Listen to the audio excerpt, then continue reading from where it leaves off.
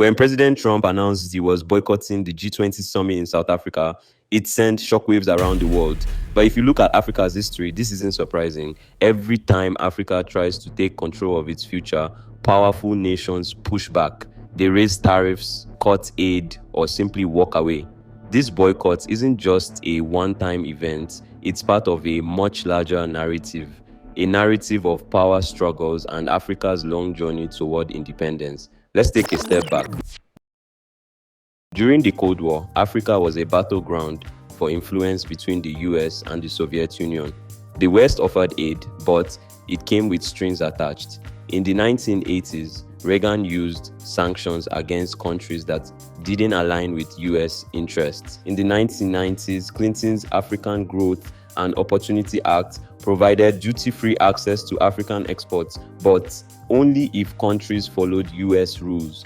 In the 2000s, Bush's PEPFAR program saved lives, but it too had conditions.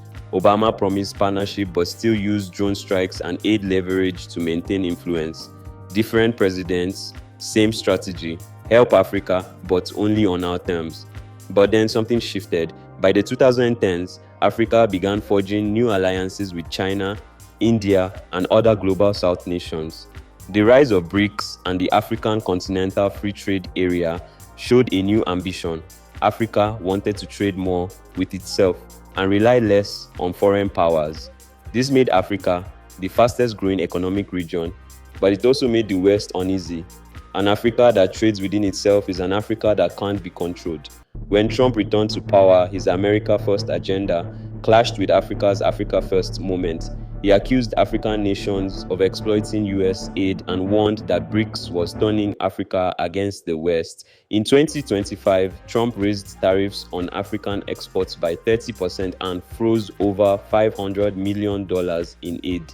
The result? Thousands of jobs lost and billions in trade vanished.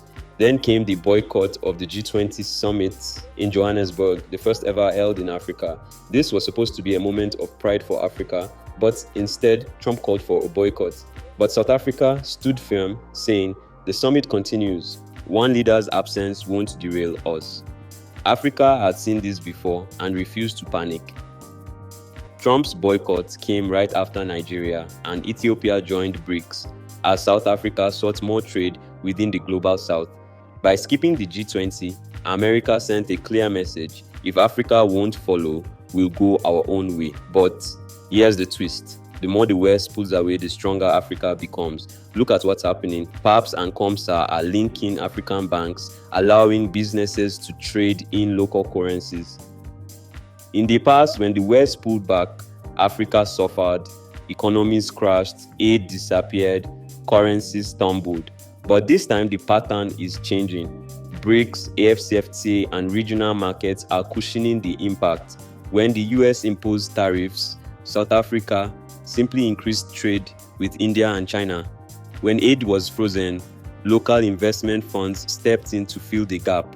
When Washington said, "No," Africa responded, "We'll do it ourselves." History may be repeating, but the outcome is different this time. Africa has options now. Yes, there's pain ahead. Losing billions in trade and aid will hurt. Factories may close, inflation could rise, and unemployment might worsen before it gets better. But every major power in history faced a moment like this, where self-reliance seemed risky before it became powerful. History teaches us that short-term pain often leads to long-term freedom. This G20 boycott might be seen as a political snub, but it could also be the spark for Africa's real independence. Across the continent, the message is clear.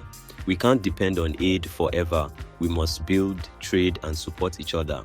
Systems like PAPSS and COMESA's digital retail payments platform are laying the groundwork for Africa's financial future. When African businesses can trade in their own currencies, the balance of power shifts permanently. This isn't just about Trump, it's about a long-standing pattern where Africa is expected to play a supporting role in its own story.